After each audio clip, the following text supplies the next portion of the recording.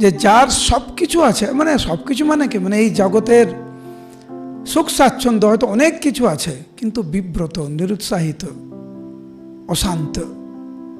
আর তথাকথিত একজনের সেরকম কিছু নেই, কিন্তু উনি শান্ত, আনন্দিত, উনি সুখে আছেন, কারণ উনি বিব্রত নন। ভক্তি জীবনে নিরুৎসাহিতের কোনো স্থান নেই, কোনো স্থান নেই।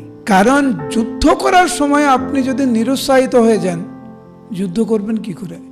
শব্দটি কিন্তু যুদ্ধ, শব্দটি হচ্ছে আরাম কেদারে বসে উপন্যাস পড়া না। তো স্বাভাবিকভাবে যখন যুদ্ধ শব্দটি ব্যবহার হয়, সেখানে উৎসাহ উদ্দীপনার প্রসঙ্গ আসে। তো আমরা যদি মায়ার বিরুদ্ধে লড়তে চাই, আমরা কিরকম মানসিকতা আমাদের দরকার?